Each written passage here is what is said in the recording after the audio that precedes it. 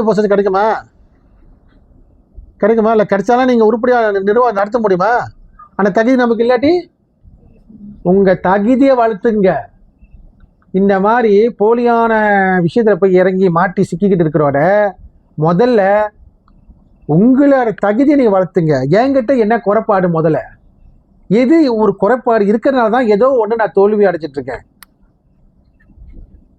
என்கிட்ட ஏதோ ஒரு குறைபாடு, அது எனக்கு தெரியல.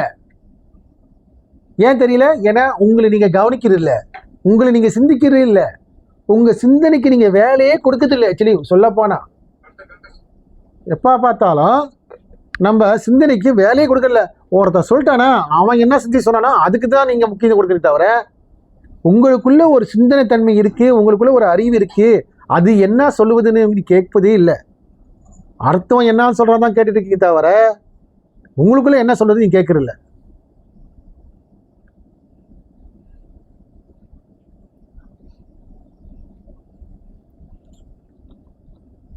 அதுதான் கடைசி வரைக்கும் நம்ம எப்படி இருக்கோம்?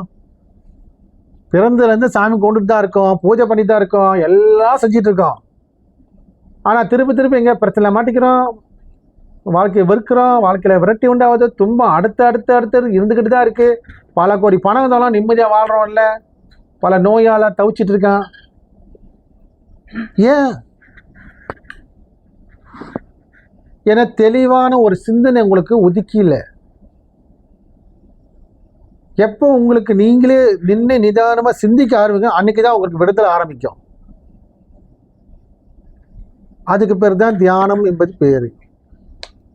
தன் உள்ளே இருந்து ஒரு சக்தி வெளிப்படுத்திட்டு இருக்கு, அந்த சக்தியை நான் எப்படி உபயோகப்படுத்துறேன் என்பதை நான் தெரிஞ்சுக்குவேன் என்றால் முதல்ல நான் யாரு, என் சக்தி என்னன்னு தெரிஞ்சுக்கணும். உன்னோட பலத்தை உனக்கு தெரியல, அதனால தான் அடுத்தவன் பலத்தை நம்பி இருக்கேன். ஏனாலும் செய்ய முடியாதுங்க, எல்லாம் அவர்னால தாங்க செய்ய முடியும். என்னது? ஏனால செய்ய முடியாது, அது அவர்னால தாங்க செய்ய முடியும். ஏன்னா தன்னோட சக்தியை தானே புரிஞ்சிக்க முடியல, தன்னோட சக்தியை தானே அறிந்து கொள்ள முடியல. சதா அடுத்தவன் சக்தி என்ன பண்ணுது, அடுத்தவன் என்ன பண்றான், அடுத்தவன் என்ன சக்தி செஞ்சுக்கிட்டு கொண்டிருக்கான், அதை நம்பி அவங்ககிட்ட போய் மாட்டிக்கிறீங்க. உனக்குள்ள ஒரு சக்தி இருக்கு, அந்த சக்தி நீ முடிவு பண்ணணும், அந்த சக்தி எப்படி உபயோகப்படுத்தணும். ஸோ உன்னோட சிந்திக்கிற தன்மையை பொறுத்து தான்.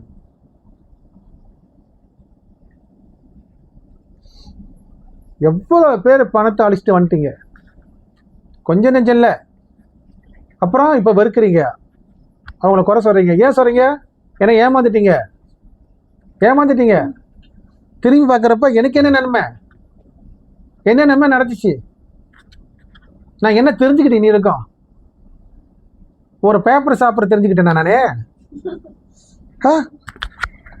கேட்குறப்ப ரொம்ப வேதனையாக இருக்குது எனக்கு. நம்ம சமுதாயத்தில் இருக்கிற இப்படி ஒரு தன்மையை பார்க்குறப்ப வேடிக்கையாக இருக்கு. எங்கேயோ விஞ்ஞானம் வாழ்ந்து போயிட்டு இருக்கு. ஆனால் நம்ம என்ன பண்ணுறோம், சோறை எப்படி பிரியாணி ஆக்கதான் சிந்திக்கணும் தவிர அரிசியை எப்படி வேக வச்சு பக்குவத்தை கொண்டு வரணும் யோசிக்கணும் தவிர அதை விட்டு போட்டு நான் போய் பேப்பரை போயிட்டு சோறை ஆக்கிட்டு இருந்தா முடியுமா? அப்பா எல்லாரும் அந்த வித்தை கற்றுக்கிட்டோன்னா நல்லது தானே. அரிசிக்கு வேலை இல்லையே, பேப்பர் விலை கூடியா அரிசி விலை கூடியா? அரிசி தானே. பேப்பரை வச்சு என்ன குழம்பு வச்சு சாப்பிடுவீங்க? கண்ணாடி சாப்பிட்டு கண்ணாடிக்கு என்ன குழம்பு வச்சுப்பீங்க தொட்டுக்க? கண்ணாடி பல வகை கண்ணாடி வைப்பீங்களா? கருப்பு கண்ணாடி, வெள்ளை கண்ணாடி, நீல கண்ணாடி, பச்சை கண்ணாடி, இப்படி வச்சு சாப்பிடுவீங்களா?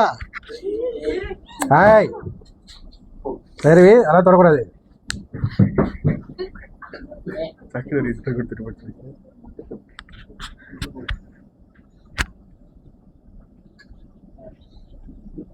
விளங்குதாம்மா நான் பேசுறது?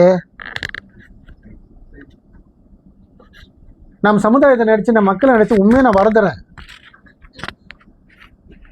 என்கிட்ட பல வகையான விஷயங்கள் வந்து சேர்ந்துக்கிட்டு இருக்கு. என்கிட்ட சொல்றாங்க, நான் ஏமாத்துறவனை தப்பு சொல்ல மாட்டேன். ஏன் சொல்லுங்க? அது என் வேலையும் இல்லை. ஏமாற்றுவான், ஏமாத்திட்டு தான் இருப்பான். ஏன்னா அவனுக்கு அதுல தான் பொழப்பு வருது. அப்போ அவனோட தொழில் அது அப்படிப்பட்ட தொழில் ஆக்கிட்டான், அது அவன் அதை நம்பி தான் செய்யறான். அப்போ அவனை நான் குறை சொல்றது கொண்டு இல்லை. ஏன்னா அவன் குடும்பம் எல்லாமே அதை நம்பி தான் இருப்பாங்க. இங்க நம்ம எப்படி இருக்கணும்? நம்ம தெளிவா இருந்தா நம்ம குடும்பம் நல்லா இருக்கலாமா இல்லையா? சதா அடுத்தவனை நம்பியே வாழ்க்கை போயிட்டு இருக்கான். அங்க போய் ஒரு கயிறு கட்டினா நான் நல்லா இருப்பேன். எப்படி? இங்க விடிய விடிய சாமி கும்பிட்டு விடிய விடிய விளக்கு ஏற்றி நம்ம வீட்லயே காலங்காலமாக படத்தை வச்சு எல்லாம் கும்பிட்டு பல ஐயரை கூட்டு ஓமம் வளர்த்து லட்சுமி பூஜை கணபதி பூஜை எல்லாம் செஞ்சோம்.